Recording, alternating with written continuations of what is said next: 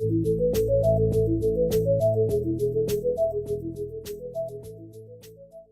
and welcome to Merkley. Today we're going to talk about today's tip is looking for and buying repair or replacement brick. So however the damage was caused, if you could bring in a sample of the brick, that'll help us to locate or find the closest match as possible. As you can see, there's a large range of colors of brick, sizes of brick, and textures. But one of the important things is we need to know the size of the brick, how tall it is, and how long it is. This helps us zero in on the brick that you need.